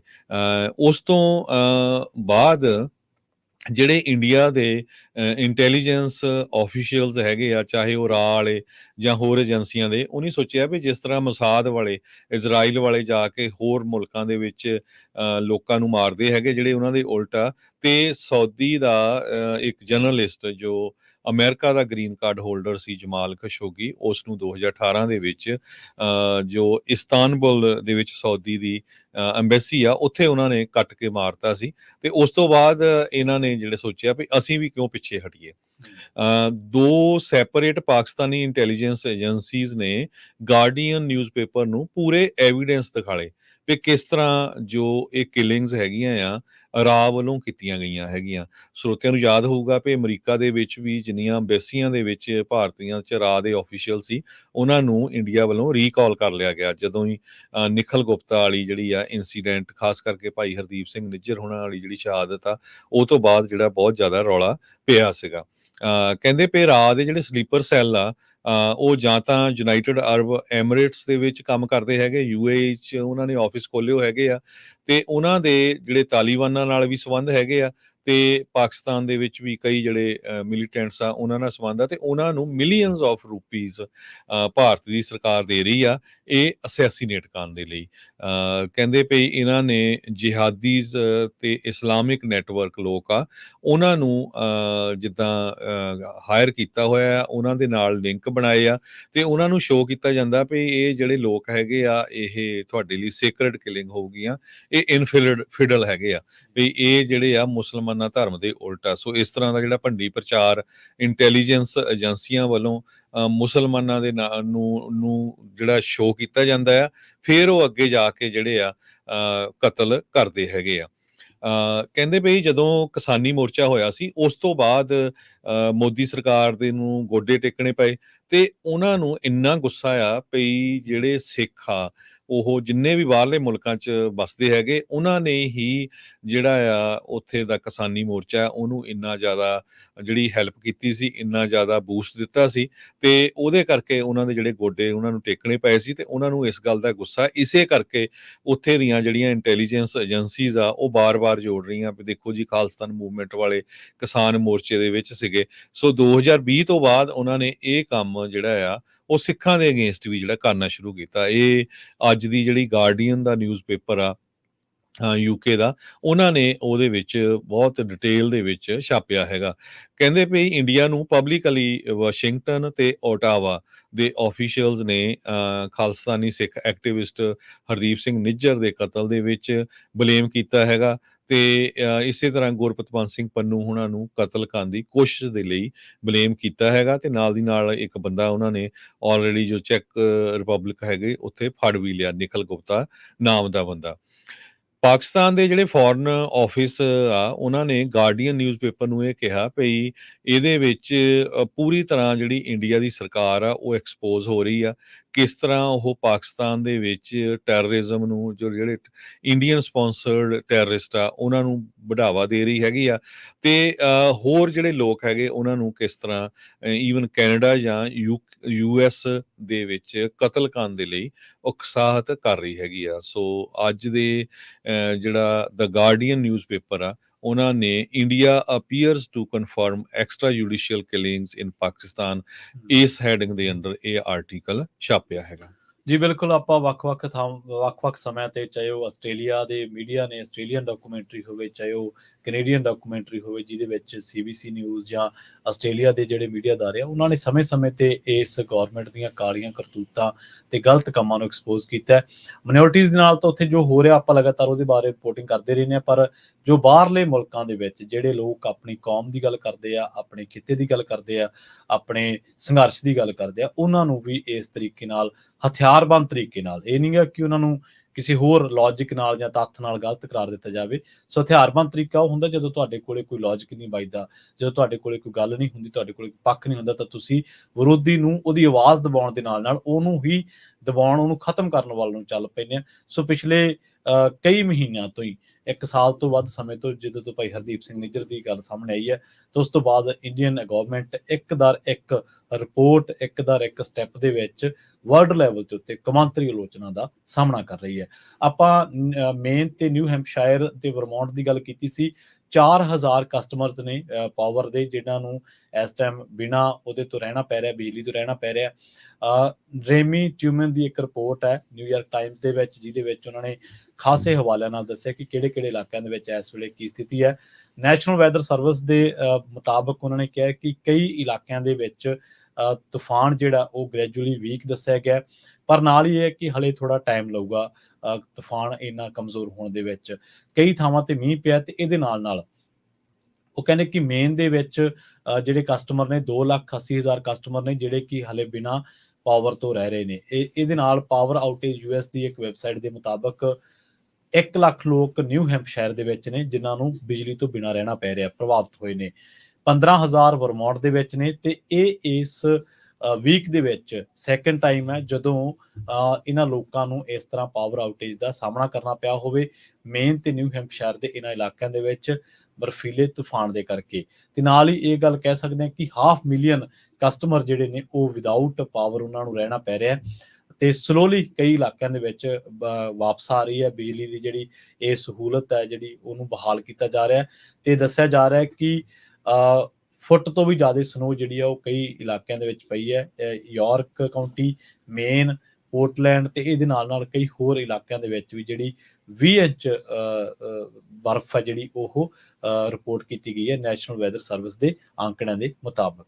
ਜੀ ਜੀ, ਅਗਲੀ ਖਬਰ ਵੱਲ ਚਲੀਏ। ਜਿਸ ਤਰ੍ਹਾਂ ਇੰਡੀਆ ਦੇ ਵਿੱਚ ਵੀ ਇਲੈਕਸ਼ਨ ਆ, ਅਮਰੀਕਾ ਦੇ ਵਿੱਚ ਨਵੰਬਰ ਮਹੀਨੇ 'ਚ ਇਲੈਕਸ਼ਨ ਹੋਣੀ ਆ, ਤੇ ਬਹੁਤ ਮਾਹੌਲ ਆਲਰੇਡੀ ਗਰਮਾਇਆ ਗਿਆ ਹੈ ਆ। ਤੇ ਇੱਕ ਪਾਸੇ ਜੋ ਪ੍ਰੈਜ਼ੀਡੈਂਟ ਡੋਨਲਡ ਟਰੰਪ ਹੋਣੀ ਆ, ਦੂਸਰੇ ਪਾਸੇ ਪ੍ਰੈਜ਼ੀਡੈਂਟ ਜੋ ਬਾਈਡਨ ਹੋਣੀ ਆ।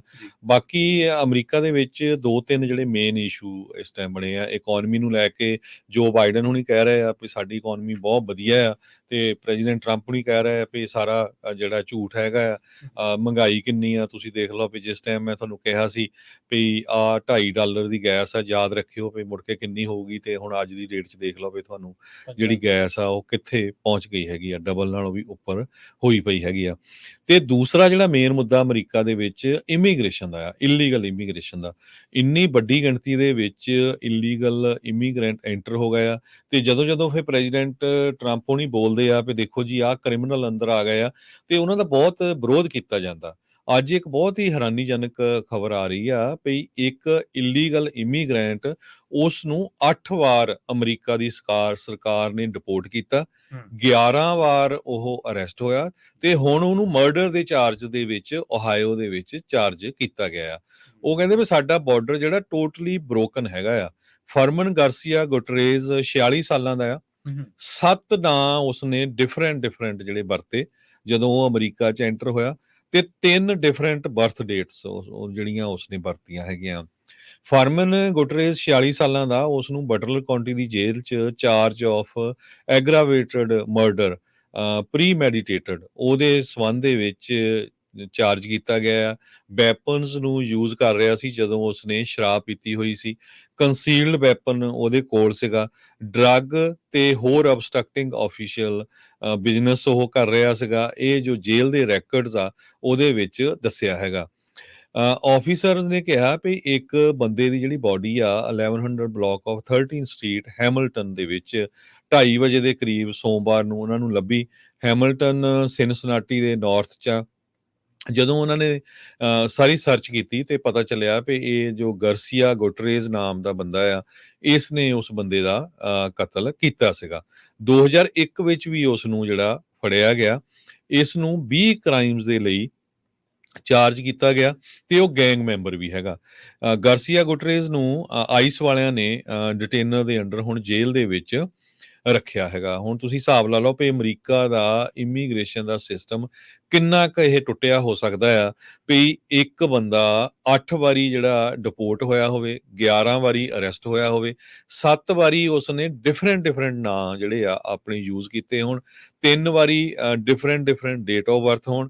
ਜਦੋਂ ਉਹ ਸਾਰੇ ਮੈਚ ਕੀਤੇ ਗਏ ਤਾਂ ਫੋਟੋਆਂ ਜਿਹੜੀਆਂ ਆ ਉਹ ਸੇਮ ਆਈਆਂ ਹੋਣ ਤੇ ਫਿਰ ਉਸਨੇ ਇੱਕ ਬੰਦੇ ਦਾ ਜੋ ਅਮਰੀਕਨ ਸਿਟੀਜ਼ਨ ਆ ਉਹਦਾ ਮਰਡਰ ਕਰ ਦਿੱਤਾ ਹੋਵੇ। ਸੋ ਇਹ ਇੱਕ ਇਸ਼ੂ ਤਾਂ ਬਹੁਤ ਵੱਡਾ ਜਿਹੜਾ ਇਲੈਕਸ਼ਨ ਦੇ ਵਿੱਚ ਬਣਨਾ ਹੀ ਹੈਗਾ ਆ। ਜੋ ਸ਼ੈਰਿਫਸ ਆ ਡਿਪਾਰਟਮੈਂਟ ਉਹ ਇਹ ਕਹਿ ਰਹੀ ਆ ਵੀ 1000 ਤੋਂ ਵੱਧ ਜਿਹੜੇ ਇਲੀਗਲ ਏਲੀਅਨਸ ਆ ਉਹ ਸਟੇਟ ਦੇ ਚਾਰजेस ਨੂੰ ਫੇਸ ਕਰ ਰਹੇ ਹੈਗੇ ਆ। ਜੇਲ੍ਹ ਦੇ ਵਿੱਚ ਬਹੁਤ ਸਾਰੇ ਜਿਹੜੇ ਲੋਕ ਆ ਇਸ ਟਾਈਮ ਦੇ ਉੱਤੇ ਵੀ ਹੈਗੇ ਆ। ਇਹ ਸਾਡਾ ਸਿਸਟਮ ਕਹਿੰਦੇ ਸਾਡਾ ਬ੍ਰੋਕਨ ਹੋ ਚੁੱਕਾ ਆ ਬਾਰਡਰ ਦਾ, ਤੇ ਇੰਡੀਵਿਜੂਅਲਸ ਇਦਾਂ ਦੇ ਇਹ ਕਰ ਰਹੇ ਹੈਗੇ ਆ। ਇੱਕ ਜੋਨਸ ਜੋ ਹੈਗੇ ਆ ਉਹਨਾਂ ਨੇ ਇਹ ਦੱਸਿਆ ਹੈਗਾ। ਪ੍ਰੈਜ਼ੀਡੈਂਟ ਜੋ ਬਾਈਡਨ, ਹੋਮਲੈਂਡ ਸਿਕਿਉਰਿਟੀ ਦੇ ਸੈਕਟਰੀ ਐਲਹੈਂਡਰੋ ਮੈਰਕਸ ਤੇ ਪ੍ਰੈਜ਼ੀਡੈਂਟ ਐਂਡਰੇ ਮੈਨੂਅਲ ਲੋਪੇਜ਼ ਓਬਰਾਡੋਰ ਜੋ ਮੈਕਸੀਕੋ ਦੇ, ਇਹ ਸਾਰੇ ਇਸ ਸਿਸਟਮ ਦੇ ਲਈ ਜੋ ਆ ਉਹ ਜ਼ਿੰਮੇਵਾਰ ਹੈਗੇ ਆ। ਜੋਨਸ ਨੇ ਇਹ ਵੀ ਕਿਹਾ ਵੀ ਇਹ ਡਰੱਗ ਕਾਰਟਲ ਆ। ਇਹ ਕਹਿੰਦਾ ਇਹ ਬਹੁਤ ਬੁਰਾ ਹਾਲ ਇਸ ਵੇਲੇ ਅਮਰੀਕਾ ਦਾ ਹੋ ਚੁੱਕਾ ਆ। ਕਿਸ ਤਰ੍ਹਾਂ ਇਨੋਸੈਂਟ ਲੋਕਾਂ ਨੂੰ ਇਹ ਜੋ ਲੋਕ ਹੈਗੇ ਆ ਕੇ ਇੱਥੇ ਮਾਰ ਰਹੇ ਆ। ਸੋ ਇਹ ਸਾਰੇ ਕਾਸੇ ਤੋਂ ਇਹ ਪਤਾ ਚੱਲਦਾ ਵੀ ਆਉਣ ਵਾਲੇ ਦਿਨਾਂ ਦੇ ਵਿੱਚ, ਆਉਣ ਵਾਲੇ ਸਮੇਂ ਦੇ ਵਿੱਚ ਜੋ ਬਾਰਡਰ ਤੋਂ ਏਡੀ ਵੱਡੀ ਗਿਣਤੀ 'ਚ ਇਲੀਗਲ ਇਮੀਗ੍ਰੇਸ਼ਨ ਕ੍ਰਾਸ ਹੋ ਰਹੀ ਆ ਅਮਰੀਕਾ ਦੇ ਵਿੱਚ ਵੀ, ਤਾਂ ਇਹ ਕਾਫੀ ਕੰਮ ਟਾਈਟ ਹੋਣ ਜਾ ਰਿਹਾ ਜਿਸ ਤਰ੍ਹਾਂ ਆਪਣੇ ਗੁਆਂਢੀ ਮੁਲਕ ਕੈਨੇਡਾ ਦੇ ਵਿੱਚ ਹੋਇਆ ਹੈ। ਜੀ। ਹਰਜੋਤ ਸਿੰਘ ਜੀ, ਇੱਥੇ ਆਪਾਂ ਇੱਕ ਹੋਰ ਬ੍ਰੇਕ ਦੇ ਲਈ ਰੁਕਦੇ ਹਾਂ ਜੀ। ਬ੍ਰੇਕ ਤੋਂ ਬਾਅਦ ਖਬਰਾਂ ਦਾ ਸਿਲਸਿਲਾ ਜਾਰੀ ਰੱਖਾਂਗੇ।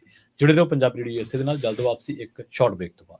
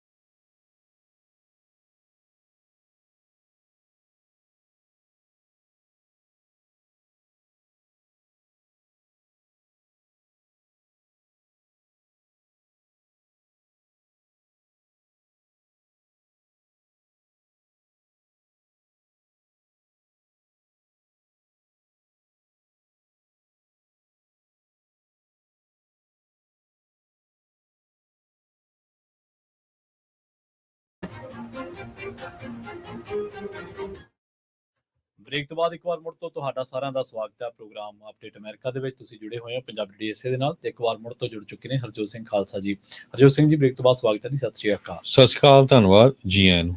ਜੀ, ਆਪਣੇ ਕੋਲੇ ਅਖੀਰਲੇ ਮਿੰਟ ਬਚੇ ਨੇ ਹਰਜੋਤ ਸਿੰਘ ਜੀ, ਤੇ ਅਖੀਰਲੇ ਮਿੰਟਾਂ ਦੇ ਵਿੱਚ ਕੁਝ ਖਾਸ ਖਬਰਾਂ ਜਿਹੜੀਆਂ ਨੇ ਉਹ ਸਾਂਝੀਆਂ ਕਰਦੇ ਚੱਲੀਏ ਜੀ। ਜੀ, ਅਗਲਾ ਇੱਕ ਉਹ ਤਾਂ ਫੈਕਟ ਚੈੱਕ ਹੀ ਹੈਗਾ ਆ। ਬਹੁਤ ਲੋਕਾਂ ਨੂੰ ਪਤਾ ਹੋਊਗਾ ਵੀ ਇੱਕ ਹੁਣ ਇਕਲਿਪਸ ਆਉਣਾ ਹੈਗਾ ਥੋੜੇ ਦਿਨਾਂ ਨੂੰ, ਤੇ ਉਹਦੇ ਸੰਬੰਧ ਦੇ ਵਿੱਚ ਜਿਹੜਾ ਸੋਸ਼ਲ ਮੀਡੀਆ ਆ ਉਹਦੇ ਉੱਤੇ ਬਹੁਤ ਤਰ੍ਹਾਂ ਦੀਆਂ ਖਬਰਾਂ ਚੱਲ ਰਹੀਆਂ ਵੀ ਖਰੇ ਦੁਨੀਆ ਦਾ ਅੰਤ ਹੋ ਜਾਣਾ ਹੈਗਾ ਆ। ਨੈਸ਼ਨਲ ਗਾਰਡ, ਫੀਮਾ, ਹੈਜ਼ਮੈਟ ਟੀਮਸ, ਉਹਨਾਂ ਨੂੰ ਐਕਟੀਵੇਟ ਕੀਤਾ ਗਿਆ ਜੋ ਸੋਲਰ ਇਕਲਿਪਸ ਆਉਣਾ ਹੈਗਾ ਆ। ਪਰ ਇਹਦੇ ਸੰਬੰਧ ਦੇ ਵਿੱਚ ਜਦੋਂ ਫੈਕਟ ਚੈੱਕ ਕੀਤੇ ਗਏ ਵੀ ਇਹ ਸਾਰਾ ਕੁਝ ਰੋਂਗ ਹੈਗਾ। ਨਾ ਤਾਂ ਹੀ ਅਮਰੀਕਾ ਦੀ ਸਰਕਾਰ ਨੇ ਨੈਸ਼ਨਲ ਗਾਰਡ ਨੂੰ, ਨਾ ਹੀ ਜਿਹੜੀ ਆ ਫੀਮਾ ਆ, ਨਾ ਹੀ ਹੈਜ਼ਮੈਟ ਟੀਮ, ਕਿਸੇ ਨੂੰ ਐਕਟੀਵੇਟ ਨਹੀਂ ਕੀਤਾ। ਇਹ ਪਹਿਲਾਂ ਵੀ ਇੱਦਾਂ ਦਾ ਆਉਂਦਾ ਹੀ ਰਿਹਾ ਹੈ ਇਕਲਿਪਸ, ਤੇ ਇਹ ਵੀ ਕੋਈ ਏਡੀ ਜ਼ਿਆਦਾ ਨਵੀਂ ਚੀਜ਼ ਨਹੀਂ ਹੈ। ਸੋ ਲੋਕਾਂ ਨੂੰ ਘਬਰਾਉਣਾ ਨਹੀਂ ਚਾਹੀਦਾ, ਤੇ ਨਾ ਹੀ ਇਹ ਜਿਹੜੀਆਂ ਝੂਠੀਆਂ ਖਬਰਾਂ ਆ ਉਹਨਾਂ ਨੂੰ ਅੱਗੇ ਜਿਹੜਾ ਆ ਉਹ ਫੈਲਾਉਣਾ ਚਾਹੀਦਾ ਹੈਗਾ। ਜੀ। ਸੋ ਜਾਂਦੇ ਇੱਕ ਕੈਨੇਡਾ ਤੋਂ ਖਬਰ ਸਾਂਝੀ ਕਰਦੇ ਚੱਲੀਏ। ਭਾਰਤੀ ਨੌਜਵਾਨ ਦੇ ਲਾਪਤਾ ਹੋਣ ਦੀ ਜਾਣਕਾਰੀ ਸਾਹਮਣੇ ਆਈ ਹੈ। ਕਲੋਨਾ RCMP ਵੱਲੋਂ ਦੱਸਿਆ ਗਿਆ ਕਿ 23 ਸਾਲ ਦਾ ਕੇਤਨ ਸ਼ਰਮਾ ਜਿਹੜਾ ਉਹਦੀ ਭਾਲ ਦੇ ਲਈ ਲੋਕਾਂ ਤੋਂ ਮਦਦ ਮੰਗੀ ਗਈ ਹੈ। ਪਹਿਲੀ ਮਾਰਚ ਨੂੰ ਆਖਰੀ ਵਾਰ ਦੇਖਿਆ ਗਿਆ ਸੀਗਾ। ਪੁਲਿਸ ਨੇ ਦੱਸਿਆ ਕਿ 1 ਮਾਰਚ ਨੂੰ ਉਹਨੇ ਆਪਣੇ ਇੱਕ ਦੋਸਤ ਦੇ ਨਾਲ ਫੋਨ ਤੇ ਗੱਲਬਾਤ ਵੀ ਕੀਤੀ ਸੀ, ਤੇ ਉਹਨੇ ਦੱਸਿਆ ਸੀਗਾ ਕਿ ਸਰੀ ਦੇ ਵਿੱਚ ਆਪਣੇ ਪਰਿਵਾਰਕ ਮੈਂਬਰ ਨੂੰ ਮਿਲਣ ਜਾ ਰਿਹਾ। ਦੂਜੇ ਪਾਸੇ ਪੁਲਿਸ ਦੀ ਪੜਤਾਲ ਦੇ ਦੌਰਾਨ ਇਹ ਗੱਲ ਸਾਹਮਣੇ ਆਈ ਹੈ ਕਿ ਕੇਤਨ ਸ਼ਰਮਾ 1 ਤੇ 2 ਮਾਰਚ ਨੂੰ ਫੋਰਟ ਨੈਲਸਨ ਇਲਾਕੇ ਦੇ ਵਿੱਚ ਮੌਜੂਦ ਸੀ। ਹੁਣ ਉਹਦੇ ਕੋਲੇ ਕੋਈ ਗੱਡੀ ਨਹੀਂ ਹੈ, ਤੇ BC ਦੇ ਉੱਤਰੀ ਇਲਾਕੇ ਦੇ ਵਿੱਚ ਉਹਦਾ ਕੋਈ ਜਾਣਕਾਰ ਵੀ ਨਹੀਂ ਰਹਿੰਦਾ। ਉਹਦੇ ਜਿਹੜੇ ਪਰਿਵਾਰਕ ਮੈਂਬਰ ਨੇ ਉਹ ਬੇਹੱਦ ਚਿੰਤਤ ਨੇ ਇਸ ਗੱਲ ਨੂੰ ਲੈ ਕੇ, ਤੇ ਉਹਦੀ ਜਿਹੜੀ ਪਛਾਣ ਉਹਦੇ ਬਾਰੇ ਵੀ ਪੁਲਿਸ ਨੇ ਦੱਸਿਆ। ਤੇ ਪੁਲਿਸ ਨੇ ਇਹ ਗੱਲ ਦੱਸੀ ਹੈ ਕਿ ਜਿਹੜਾ ਇਹ 23 ਸਾਲ ਦਾ ਕੇਤਨ ਸ਼ਰਮਾ ਹੈ, ਇਹ ਆਖਰੀ ਵਾਰ ਫੋਰਟ ਨੈਲਸਨ ਦੇ ਇਲਾਕੇ ਦੇ ਵਿੱਚ 2 ਮਾਰਚ ਨੂੰ ਮੌਜੂਦ ਸੀ, ਜਦ ਕਿ ਉਹਨੇ ਫੋਨ ਤੇ ਆਪਣੇ ਪਰਿਵਾਰਕ ਮੈਂਬਰ ਨੂੰ ਮਿਲਣ ਦੀ ਗੱਲ ਕਹੀ ਸੀ, ਤੇ 1 ਮਾਰਚ ਦੀ ਇਹ ਗੱਲ ਹੈ। ਸੋ ਮਾਪੇ ਉਹਦੇ ਚਿੰਤਤ ਨੇ। ਬਾਹਰਲੇ ਮੁਲਕਾਂ ਦੇ ਵਿੱਚ ਆਪਾਂ ਦੇਖਿਆ ਬਹੁਤ ਵਾਰ ਕਈ ਵਾਰੀ ਅਣਸੁਖਾਵੀਆਂ ਘਟਨਾਵਾਂ ਸਾਡੇ ਨੌਜਵਾਨ ਮੁੰਡੇ ਕੁੜੀਆਂ ਦੇ ਨਾਲ ਵਾਪਰ ਜਾਂਦੀਆਂ, ਇਸ ਕਰਕੇ ਕੇਤਨ ਸ਼ਰਮਾ ਦਾ ਜਿਹੜਾ ਪਰਿਵਾਰ ਹੈ ਉਹ ਖਾਸੀ ਚਿੰਤਾ ਦੇ ਵਿੱਚ ਹੈ। ਤੇ ਜਾਂਦੇ ਇੱਕ ਵਾਰੀ ਫੇਰ, ਜਿਸ ਤਰ੍ਹਾਂ ਸਾਰਿਆਂ ਨੂੰ ਪਤਾ ਹੀ ਆ ਵੀ ਪੰਜਾਬੀ ਰੇਡੀਓ USA ਦੇ ਉੱਤੇ ਰੈਫਲ ਚੱਲ ਰਿਹਾ, ਇਨਾਮ ਕੱਢ ਰਹੇ ਹੈਗੇ ਆ। ਆਪਾਂ ਕੱਲ ਇਨਾਮ ਕੱਢੇ ਸੀ, ਤੇ ਹੁਣ ਅਗਲੇ ਜਿਹੜੇ ਇਨਾਮ ਆ ਉਹ ਆਉਣ ਵਾਲੇ ਵੀਰਵਾਰ ਨੂੰ ਕੱਢਣੇ ਆ। ਸੋ ਜਿੰਨੇ ਵੀ ਸਾਡੇ ਸਰੋਤੇ 1170 AM 99.3 FM, ਜਿਹੜੇ ਬੇ ਏਰੀਏ ਦਾ ਸਭ ਤੋਂ ਵੱਡਾ ਜਿਹੜਾ ਸਟੇਸ਼ਨ ਹੈਗਾ 50,000 ਵਾਟ ਦਾ, ਜਿੰਨੇ ਵੀ ਸਾਡੇ ਸਰੋਤੇ 1170 AM ਨੂੰ ਸੁਣ ਰਹੇ ਆ। ਬਾਕੀ ਕਈ ਵਾਰੀ ਸਾਨੂੰ ਹੋਰ ਸਟੇਸ਼ਨਾਂ ਵਾਲੇ ਵੀ ਕਾਲ ਕਰ ਦਿੰਦੇ ਆ। ਅਸੀਂ ਹਰ ਇੱਕ ਸਟੇਸ਼ਨ ਤੇ ਵਾਰ-ਵਾਰ ਕਰਾਂਗੇ, ਕਿਉਂਕਿ ਜਿੰਨੇ ਵੀ ਸਾਡੇ ਸਰੋਤੇ ਆ, ਪਰਿਵਾਰਕ ਮੈਂਬਰ ਆ, ਉਹਨਾਂ ਦੇ ਨਾਲ ਮਿਲਣਾ ਚਾਹੁੰਦੇ ਹੈਗੇ ਆ। ਇਹ ਤਾਂ ਇੱਕ ਤਰ੍ਹਾਂ ਨਾਲ ਫਨ ਟਾਈਪ ਹੀ ਆ ਵੀ ਜਿਹੜਾ ਛੋਟਾ ਜਿਹਾ ਇੱਕ ਤਰ੍ਹਾਂ ਦਾ ਗਿਫਟ ਆ ਉਹਨਾਂ ਨੂੰ ਦਿੱਤਾ ਜਾਊਗਾ, ਤਾਂ ਕਿ ਸਾਨੂੰ ਵੀ ਪਤਾ ਚੱਲਦਾ ਵੀ ਸਾਡੇ ਸਰੋਤੇ ਸੁਣ ਰਹੇ ਹੈਗੇ ਆ, ਸਾਡੇ ਨਾਲ ਜੁੜੇ ਹੋਏ ਆ। ਸੋ ਕੁਛ ਨਾਮ 3 ਨਾਮ ਕੱਲ ਕੱਢੇ ਵੀ ਸੀ, 2 ਜਾਣੇ ਲੈ ਵੀ ਗਏ ਹੈਗੇ ਆਲਰੇਡੀ, ਤੇ ਹੁਣ ਫੇਰ ਵੀਰਵਾਰ ਨੂੰ ਨਾਮ ਕੱਢੇ ਜਾਣਗੇ। ਜਿਨ੍ਹਾਂ ਨੇ ਹਜੇ ਤੱਕ ਨਹੀਂ ਕਾਲਾਂ ਕੀਤੀਆਂ, ਜੇ ਤੁਸੀਂ 1170 AM ਨੂੰ ਚਾਹੇ ਤੁਸੀਂ ਆਪਣੇ ਘਰ ਸੁਣਦੇ ਹੋ, ਕਾਰਾਂ ਦੇ ਵਿੱਚ ਸੁਣਦੇ ਹੋ, ਟਰੱਕ ਦੇ ਵਿੱਚ ਸੁਣਦੇ ਹੋ, ਸਿਰਫ ਤੁਸੀਂ ਕਾਲ ਕਰਕੇ ਆਪਣਾ ਨਾਮ ਤੇ ਦੱਸਣਾ ਆ ਤੇ ਫੋਨ ਨੰਬਰ ਦੱਸਣਾ, ਤੇ ਤੁਸੀਂ ਕਿੱਥੇ ਸੁਣਿਆ। ਤੇ ਜੀ ਦੇਖੋ ਜੀ, ਮੈਂ 1170 AM ਮੈਂ 880 ਦੇ ਇੱਥੇ ਜਾ ਰਿਹਾ ਸੀ ਤੇ ਮੈਂ ਬੈਕਾਵਿਲ ਚ ਸੁਣਿਆ, ਜਾਂ ਮੈਂ ਇਸ ਟਾਊਨ ਦੇ ਵਿੱਚ ਰਹਿਣਾ ਆ ਤੇ ਇੱਥੇ ਮੈਂ ਸੁਣ ਰਿਹਾ ਹੈਗਾ। ਸੋ 1170 AM, ਤੇ ਨਾਲ ਦੀ ਨਾਲ ਜਿੰਨੇ ਸਾਡੇ ਸਰੋਤੇ ਆ, ਜੇ ਸੱਚਮੁੱਚ ਹੀ ਤੁਸੀਂ ਪੰਜਾਬੀ ਰੇਡੀਓ USA ਦੇ ਪ੍ਰੋਗਰਾਮਸ ਨੂੰ ਪਸੰਦ ਕਰਦੇ ਹੋ, ਬਹੁਤ ਜ਼ਿਆਦਾ ਇਨਫੋਰਮੇਸ਼ਨਲ ਹੁੰਦੇ ਆ, ਬਹੁਤ ਜ਼ਿਆਦਾ ਰਿਸਰਚ ਕਰਕੇ ਆਪਾਂ ਪ੍ਰੋਗਰਾਮ ਲਿਆਉਂਦੇ ਆ। ਤੁਸੀਂ ਦੇਖਦੇ ਹੀ ਆ ਖਬਰਾਂ ਨੂੰ ਲੈ ਕੇ, ਚਾਹੇ ਉਹ ਇਮੀਗ੍ਰੇਸ਼ਨ ਨੂੰ ਲੈ ਕੇ, ਟਰੱਕਿੰਗ ਇਸ਼ੂ ਨੂੰ ਲੈ ਕੇ, ਸਿਹਤ ਸੰਭਾਲ ਨੂੰ ਲੈ ਕੇ, ਧਾਰਮਿਕ ਪ੍ਰੋਗਰਾਮ ਆ। ਕੱਲ ਤੁਸੀਂ ਦੇਖਿਆ ਵੀ ਲਾਈਵ ਪ੍ਰੋਗਰਾਮ ਚੱਲ ਰਹੇ ਸੀ ਟ੍ਰੇਸੀ ਗੁਰੂ ਘਰ ਤੋਂ, 9 ਵਜੇ ਤੱਕ ਚੱਲਦੇ ਰਹੇ। ਸੋ ਜੇ ਉਹ ਸਭ ਤੋਂ ਵੱਧ ਜਿਹੜੇ ਸਰੋਤੇ ਆ ਉਹਨਾਂ ਨੂੰ ਹੋਰ ਜੋੜੋ, ਜਿਹੜੇ ਤੁਹਾਡੇ ਦੋਸਤ ਮਿੱਤਰ ਰਿਸ਼ਤੇਦਾਰ ਆ ਉਹਨਾਂ ਨੂੰ ਕਾਲਾਂ ਕਰਕੇ ਦੱਸੋ ਕਿ ਰੇਡੀਓ ਸੈਟਸ ਦੇ ਉੱਤੇ, ਕਾਰਾਂ ਦੇ ਵਿੱਚ, ਇੰਟਰਨੈਟ ਦੇ ਰਾਹੀਂ ਕਿਸ ਤਰ੍ਹਾਂ ਤੁਸੀਂ ਪੰਜਾਬੀ ਰੇਡੀਓ USA ਨੂੰ ਸੁਣ ਸਕਦੇ ਹੋ। ਸੋ 1170 AM ਸੁਣਨ ਵਾਲੇ ਕਾਲ ਕਰ ਸਕਦੇ ਹੋ 408 272 5200 ਤੇ, 4082725200। ਸੋ ਇੱਥੇ ਕਾਲ ਕਰਕੇ ਦੱਸ ਦਿਓ ਤੇ ਅਸੀਂ ਇੱਥੇ ਸੁਣ ਰਹੇ ਹਾਂ। ਫਿਰ ਅਗਲਾ ਜਿਹੜਾ ਰੈਫਲ ਕੱਢਣਾ ਆ, ਨਾਮ ਕੱਢਣਾ, ਉਹਦੇ ਵਿੱਚ ਤੁਹਾਡਾ ਜਿਹੜਾ ਨਾਮ ਲਿਖਿਆ ਜਾਊਗਾ। ਤੇ ਇੱਕ ਅਸੀਂ ਗ੍ਰੈਂਡ ਪ੍ਰਾਈਜ਼ ਜਦੋਂ ਸਾਡੇ ਸਾਰੇ ਸਟੇਸ਼ਨਾਂ ਦਾ ਹੋ ਗਿਆ, ਉਹ ਆਉਣ ਵਾਲੇ 1-2 ਮਹੀਨਿਆਂ ਦੇ ਵਿੱਚ ਫਿਰ ਕੱਢਾਂਗੇ। ਉਹਦੇ ਚ ਜਿੰਨਿਆਂ ਨੇ ਵੀ ਕਾਲਾਂ ਕੀਤੀਆਂ ਉਹ ਸਾਰੇ ਜਿਹੜੇ ਆ ਐਲੀਜੀਬਲ ਹੋਣਗੇ। ਜੀ ਜੀ। ਇੱਥੇ ਆਪਾਂ ਲੈਨੇ ਜੀ ਇਜਾਜ਼ਤ ਮੇਰੇ ਪ੍ਰਵੀਨ ਸ਼ਰਮਾ ਵੱਲੋਂ ਤੇ ਹਰਜੋਤ ਸਿੰਘ ਵੱਲੋਂ। ਤੁਹਾਨੂੰ ਸਭ ਨੂੰ ਪਿਆਰ ਸਤਿਕਾਰ ਸਹਿਤ ਸਤਿ ਸ਼੍ਰੀ ਅਕਾਲ। ਸੁਣਦੇ ਰਹੋ ਪੰਜਾਬੀ ਰੇਡੀਓ ਯੂਐਸ।